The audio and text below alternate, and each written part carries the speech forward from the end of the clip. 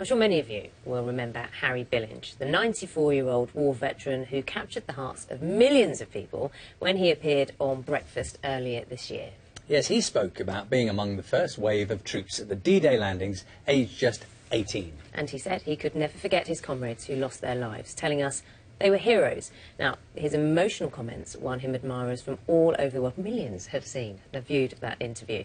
And he's still working hard to commemorate his comrades. He's raised thousands of pounds for a memorial in France, and Tim Muffet has been to see him ahead of Remembrance Sunday. Thank you, darling. Even for such a remarkable man, it's been a remarkable year. It's about 35 quid there, Harry. I'm overwhelmed, really, with kindness. He's the best. You're the best. He's the hero. Nobody else. The support you've had, has it surprised you following your appearance on Breakfast? Yes, it has. Don't say I'm a hero. I'm no hero. I was lucky. I'm here. All the heroes are dead, and I'll never forget them as long as I live. Words can't say how much I appreciate what everybody's so kind. I've got Harry's photograph. I'm going to have it signed. All the time, people coming up to you. Oh, yeah. That's great. I feel this tin by lunchtime. Here we are. Saw you on the telly. More than 22,000 troops under British command died in Normandy, so Harry aimed to raise £22,000 to help fund a memorial. At Parr Market in Cornwall, the donations have kept coming. It's nearly 30,000 now, I believe. I just put in another 2,000 last Monday. Thank God I'm able to do what I want to do here and collect the money for that memorial, because by rights I shouldn't have been here. I should have been killed on the beach. I was saved, I believe, by the grace of God for this purpose, and that's why I've got to do it. I must do this. What do you feel? Remembrance Sunday is coming up. Will this year feel extra special given the amount of money you've raised and the support you've had? Yeah, so no tears will be there, and I do feel this. I get very upset. The poppy is a flower of remembrance, and it means a lot to me. It's very important we don't forget. We don't forget what sacrifices these men made for us. Where would we be without guys like that? I like poetry, and I always think of that Wordsworth as oft as I lay on my couch. They press upon my inward eye and sanctify my solitude. All these fellas, I can see all of them. Tommy Lemon, a bloke called Lazenby, and so many men that died in the cause of freedom. Tim Muffet, BBC News, Cornwall. Absolutely delighted to say that Harry is with us this morning. Hello. How are you? I'm very, very well. I'm so delighted to see you again. Everybody loves you since we met in Normandy. I tell you, everyone loves you. Well, you touch the hearts of many people. Well, that's a very good thing for the memorial. Well, it is, because you've campaigned tirelessly, and you continue to do so, to make sure that it is not forgotten, and that the men you fought alongside, who died alongside you, are not forgotten. Well, what a waste of life, really. I was deeply moved when they sent me the brochure for this marvellous memorial on Gold Beach where I landed. And I told my wife I must get some money. So I did, and I've been doing it in the market in St Austell and in the town of St Austell. And it's a privilege for me to do that. And you know, when I'm doing this collection, I get a wonderful calm comes over me, because I'm doing something for the boys that never came back. What a terrible waste of life. Young men 18, all taught by our lovely country how to kill people. And when you've done that, you've got to live with it. Now, I couldn't do that. I couldn't stay in London. I had to get out of London, too much noise. And I had to go down to the West Country, where I've been greatly and lovely treated. Everybody loves me in St Austell, and they've been very generous to me. There's no words to describe it. And I would like to thank today, because I might not get another opportunity, I want to thank 2-4 Commando in Shibboleth, Royal Engineers, soldiers, not Royal Marines, soldier commandos. And I'd like to thank my mate, Mr. Dan Newbolt. He got a Bentley, who took me all around the place in his Bentley, lovely heated seat, and he was treating me like a lord. And all the young bloke, Lee, who came from the ferry when I got over from Normandy, took me all the way down in his car to St Austell. And been down to see me several times since, and took me out for the weekend with these lovely men. Another fellow I want to thank, because I thank him every day, he's called Andrew Duff. He lives at Parr. He comes in his car, picks me up every time I go to the market at Parr, and takes me there. At lunchtime he brings me a meal, and he takes me home at 3:30, and he spends an hour with me in my house having a cup of tea. Harry. Wonderful fella, and never made a penny out of it. Always free, and all freely have you received, freely give. When I was a child, about 4-year-old, I used to go to a little Sunday school, and the lady who was the teacher was called Miss Thompson. Now, that's over 90 years ago. But I used to sing a little chorus, and it was apt to the landing on the beach. And we used to sing as kids. From sinking sand, he lifted me.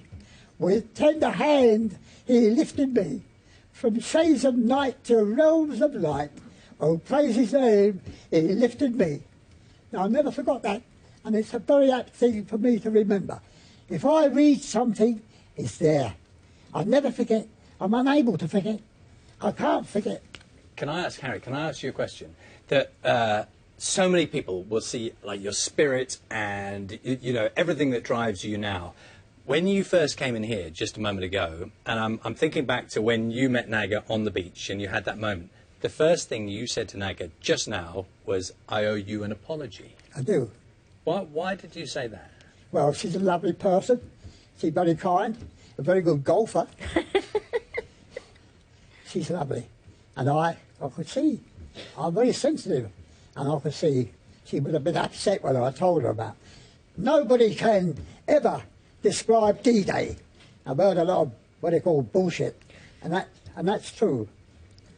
Nobody was there with any bayonet pressing up the sand for mines. The SAS blokes was there. Get off the beach, get off the beach. No one was on the beach, no longer they could help. And the fellas that was wounded even got up and got out of it to get to shelter.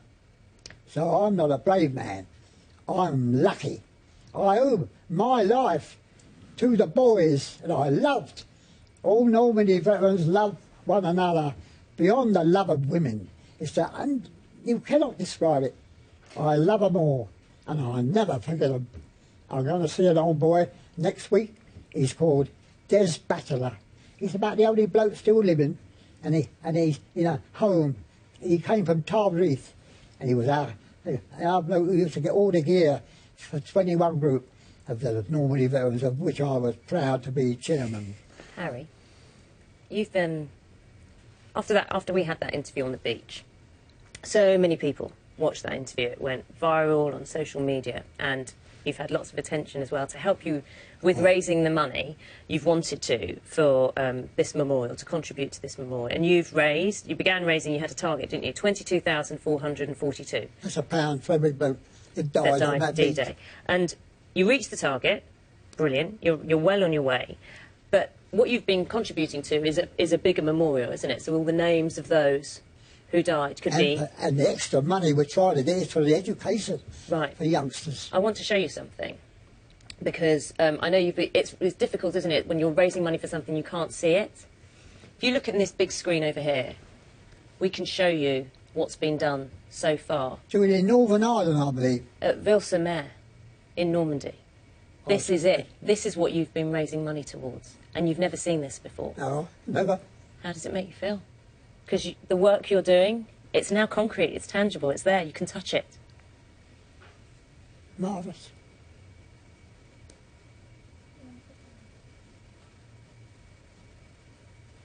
How does it feel, Harry?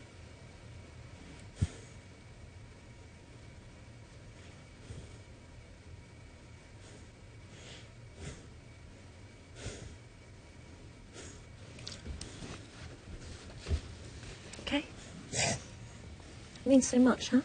I'm all right. Terrible. take a moment, Harry, and people will be watching this, watching you full of I can't help respect that. for what you've done. Yeah, well, I did it. I said a job to do. All these fellas did a good job. All these men, these wonderful men. Young boys are 16, like Jack Banks, he's buried in Jerusalem Cemetery. 16, Diamond Light Infantry. There's 48 blokes buried there in Jerusalem. It's on a Villas Bocage, Bayeux Road. They wanted to dig them up and put them in Bayeux, where over 5,000 blokes are buried. But they left, the farmer gave them the field. I'll go there, believe it or not, every day somebody says, you want to go to Jerusalem area? Oh yes, and I get people to take me there.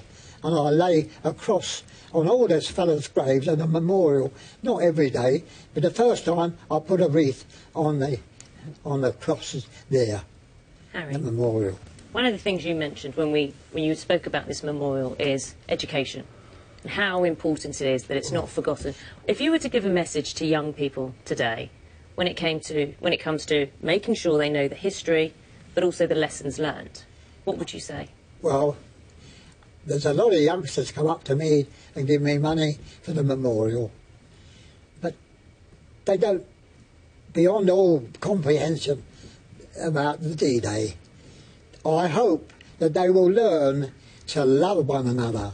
There's a lot of hate in the world, a lot of greed, and a lot of that's nonsense. Don't worry about that. When King George VI, my sovereign that I served under, all my medals here at George VI, was a wonderful man. George VI was a kind man, an understanding man, and he used to have a day of prayer. It's a pity, really, we don't have a month of prayer because we've got so much to thank God for. They have no time for God, and I don't think we shall ever come round. Turn back, O man, forswear thy foolish ways. We've been stupid. We're so clever we could blow one another up. But you don't love one another. That's the strongest thing on earth. Love is stronger than death, and he's coming back. Our Lord Jesus said he'd be back, and he will. Harry. And it says in the Revelation, I saw a new heaven and a new earth. And that's what I believe too. I believe it. They mucked about with the creed. The Church of England have mucked about with all the services. They used to be. The Nicene Creed, that's that statement of faith, was drawn up 325 AD in the Council of Nicaea. It's therefore called the Nicene Creed. It starts off with, I believe. They've altered that now to we believe. We're out of time. Oh, yeah, that's all right. No, it's just the Good job joy. with it. I might get arrested. My wife says to me, you want to be careful. But Harry, it's been a real such a pleasure, delight. an honour to have you with us once again. Such a very kind pleasure. of you. Thank you. And you, darling. Darling. My mate David Newbold, he's in love with you. He'll take you out in his Bentley. Okay, we'll have a chat about that a little later. Oh, Harry, thank you so You're much. very, very kind. Thank you for I hope coming I in. didn't upset you this time. You didn't. You've been perfect. Thank you. It's been lovely. Stay there. We'll take a little break and then we'll help you offset. It is going up to 8:30. Find out what's happening where you are this morning. We're going to enjoy a little bit more of Harry.